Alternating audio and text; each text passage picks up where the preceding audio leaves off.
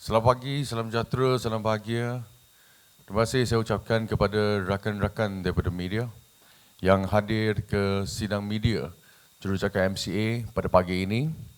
Saya Mike Chong, Jurucakap MCA. Terima kasih kerana sudi meluangkan masa bersama kami pada pagi ini. Dan tujuan utama kami mengadakan sidang media pada pagi ini ialah untuk memberi respon kepada kenyataan yang dibuat oleh mantan Perdana Menteri kita, bukan satu kali tapi dua kali.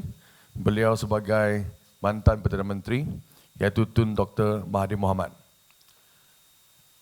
MCA mengutuk sekeras-kerasnya kenyataan bekas Perdana Menteri Malaysia, iaitu Tun Dr. Mahathir Mohamad, dalam satu sesi wawancara dengan media Isnin yang lepas, yang mengatakan sistem persekolahan pelbagai aliran serta pendidikan bahasa ibunda yang diamalkan di negara ini sejak merdeka lagi memecah belahkan perpaduan rakyat.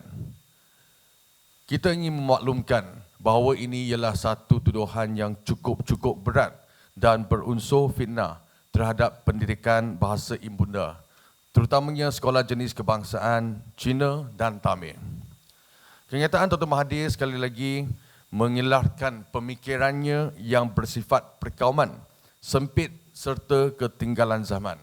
MCA dan pelbagai pertubuhan pendidikan dalam negara ini sebenarnya telah berulang kali mengatakan bahawa kenyataan-kenyataan seperti yang dibuat oleh Tun Dr. Mahathir ini tidak berasas dan tidak betul sama sekali. Dan sebelum ini, dengan disertakan fakta dan juga data.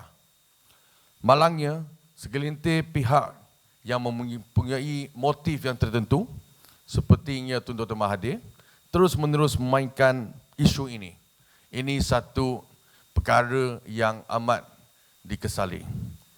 Dan dakwaan SJK dan pendidikan bahasa ibunda merosakkan perpaduan negara adalah tidak berasas sama sekali. Kerana pertama, tidak kira sekolah kebangsaan, sekolah SJKC ataupun SJKT, semuanya merupakan sekolah kekerajaan yang sukatan pelajarannya ditetapkan secara seragam oleh kerajaan melalui Kementerian Pendidikan Malaysia, KPM. Oleh itu, unsur pemecah belahan perpaduan tidak mungkin wujud seperti yang digembar-gemburkan. Apakah Dr. Mahathir cuba mengatakan bahawa sukatan pelajaran yang telah pun diluluskan oleh KPM mengandungi unsur-unsur perpecahan perpaduan? Okey, ini ialah argumen yang pertama. Yang kedua, sedangkan masyarakat yang terdiri daripada satu kaum yang mendapat pendidikan dalam sistem persekolahan yang sama serta bercakap dalam bahasa yang sama, boleh saling bermusuhan disebabkan pendirian ataupun fahaman politik yang berbeza. Ya, ia terjadi kepada mana-mana kaum sekalipun, termasuklah orang Cina, kaum Melayu, kaum India dan sebagainya. Jika logik Dr. Mahathir boleh diterima pakai, kenapa pula masyarakat Melayu yang kebanyakannya menuntut di SK, Sekolah Kebangsaan, serta menggunakan bahasa Malaysia sebagai bahasa pertuturan harian mereka, tidak dapat bersatu padu, sebaliknya berpecah kepada banyak parti politik yang saling bermusuhan serta serang menyerang. Ya, ini bukan saja merujuk kepada kawan-kawan daripada kaum Melayu, tetapi juga kepada kaum lain. Jadi ini bermaksud kita dapat membuktikan bahawa bahasa yang anda gunakan dalam sekolah sebenarnya tidak dapat, tidak menjadi satu penghalang kepada perpaduan rakyat. Okay. Jawapannya mudah saja, Pendidikan dan institusi sekolah tidak pernah memecah belahkan rakyat. Sebaliknya, yang menjadi masalah besar sekarang ini ialah ahli-ahli politik, ataupun kita panggil sebagai pemimpin politik yang mempunyai agenda tertentu.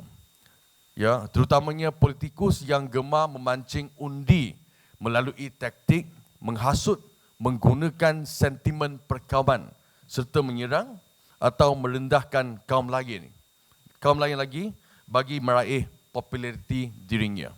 yang menjadi punca utama yang kepada segala perpecahan dan ketegangan kaum. Ya.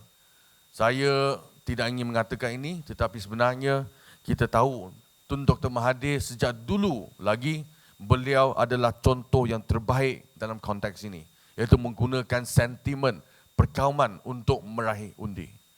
Jadi saya ingin tegaskan di sini lagi, yang menjadi punca masalah terbesar ialah pemimpin-pemimpin politik yang menggunakan isu-isu sentimen perkauman ini sebagai alat mereka untuk meraih undi ataupun sokongan daripada rakyat. Tetapi apa yang berlaku di bawah, di kalangan rakyat sebenarnya tak ada masalah.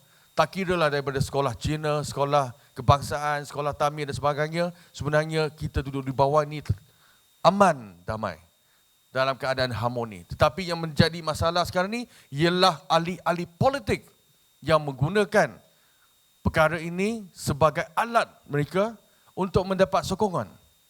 Saya ambil saya sebagai contoh. Ya, saya daripada sekolah kebangsaan, jenis kebangsaan Cina, di sekolah rendah, di sekolah menengah. Tetapi saya tiada masalah langsung untuk bertutur ataupun bergaul dengan orang-orang ataupun kawan-kawan daripada masyarakat Melayu. Saya mempunyai ramai kawan daripada kalangan orang Melayu dan India. Jadi ini tidak menjadi penghalang kepada kita. Yang menjadi penghasut, yang menjadi penghalang ialah pemimpin-pemimpin yang mempunyai pemikiran sempit seperti Tun Dr. Mahathir ini.